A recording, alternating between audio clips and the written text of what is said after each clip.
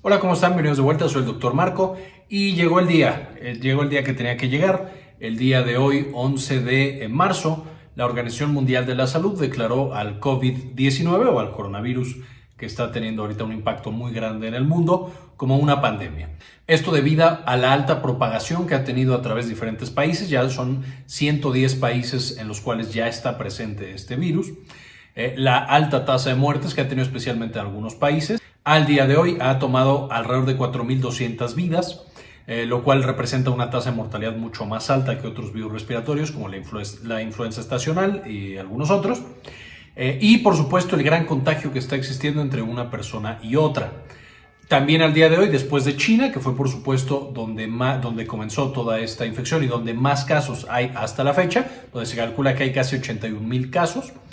Los principales países han sido Corea del Sur, Italia, que en este momento ya superó a Corea del Sur, por mucho tiempo había sido Corea del Sur el segundo lugar, ahora es Italia, e Irán, que tienen muchísimos casos también. Y entonces por esta tasa tan alta de infección y tantas personas que han sido afectadas, ya es considerada una pandemia. Entonces, ahora la pregunta es, bueno, ¿y ahora qué hacemos? ¿Qué nos queda hacer? ¿Qué opciones tenemos? Etcétera. Y es justo lo que quiero abarcar un poquito el día de hoy, especialmente porque he leído algunas pedazos de mala información que se están publicando por ahí. Entonces, dejar algunas cosas claras. Entonces, primero vamos a hablar de la mortalidad. La mortalidad, por supuesto, significa cuántas de las personas que se infectaron han muerto a causa de esa infección particular. La principal causa de mortalidad es la neumonía, que ya revisamos en otro video, vimos todas las consecuencias que tiene, cómo saber si es grave o no es grave. Les dejo el enlace en la parte de arriba. Pero de eso es de lo que están muriendo los pacientes. De acuerdo al director general de la OMS, más o menos el 3.4% de los pacientes que contraen la enfermedad fallecen. Esto significa que es mucho más alta que la mortalidad de la influenza estacional. Ahora, aquí es importante mencionar que de todas las personas que se infectan de coronavirus, no todas llegan al médico, se les hace la prueba y son diagnosticadas.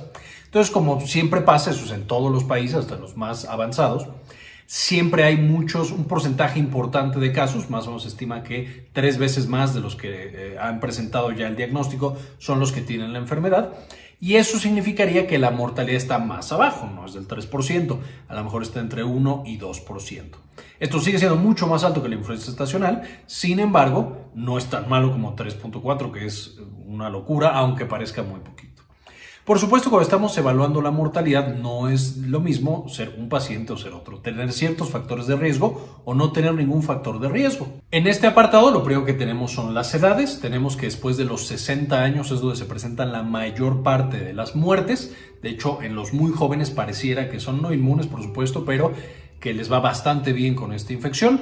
Después de los 60 es cuando empieza a aumentar de manera importante la mortalidad, con entre 60 a 70 años teniendo casi 5% de mortalidad, pero si nos vamos a los 80 años o más, es más de 15%. Entonces ahí es donde están muriendo la mayor parte de las personas.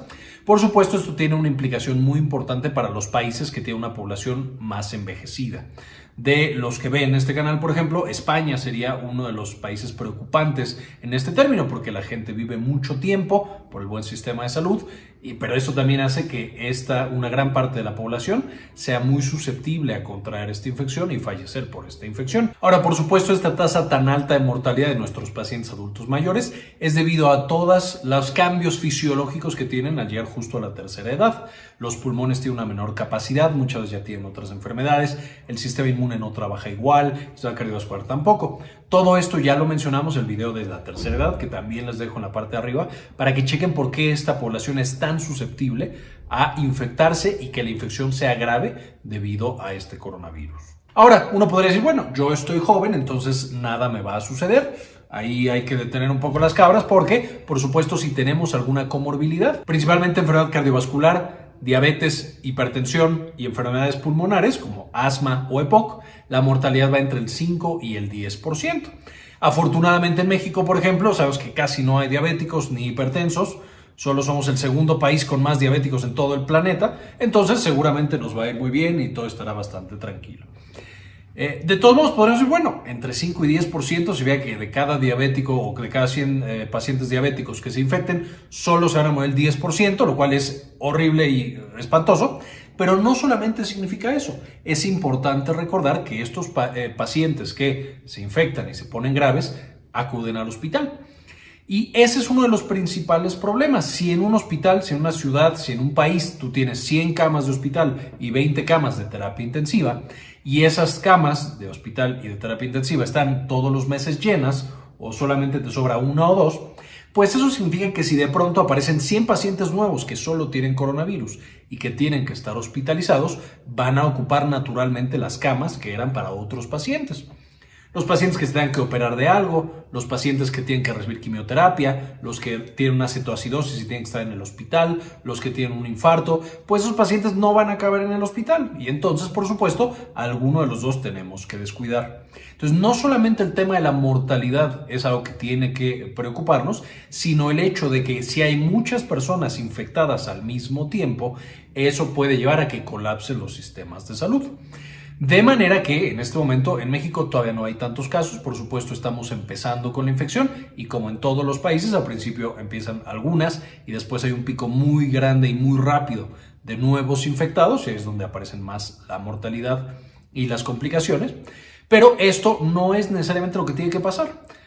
Todavía se pueden realizar acciones para hacer más lento el proceso de contagio y, por supuesto, no sobrecargar el sistema de salud, que los pacientes que están enfermos puedan accesar a este sistema de salud y que los pacientes con coronavirus no se nos vayan a complicar y tengan acceso a todo lo que requieran.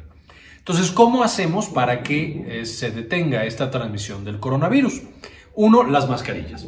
¿Todo el mundo debería usar mascarillas? Por supuesto que no. Los pacientes sanos no tendrían por qué usar mascarilla a menos que estén atendiendo a un paciente que sospechen que tiene coronavirus. Eso significa que en muchos centros de salud, los médicos, el personal de enfermería, los químicos, todo el mundo van a tener que usar una mascarilla y por eso es importante que los pacientes sanos no compren mascarillas y no usen mascarillas. Si alguien tiene alguna enfermedad, está tosiendo o está estornudando y no confía en sí mismo para, al toser y estornudar, taparse la boca y la nariz con la parte interna del codo o con un pañuelo desechable y luego tirarlo, entonces puede comprar una mascarilla y después tirar esa mascarilla, por supuesto, de una manera adecuada, en lugares especiales, que no vaya después a recogerlo la persona que recoge la basura y entonces se vaya a infectar esa persona. Entonces, también ahí hay que tener cuidado. Entonces, uno, no usamos mascarillas a menos que sea en el momento y en el paciente correcto.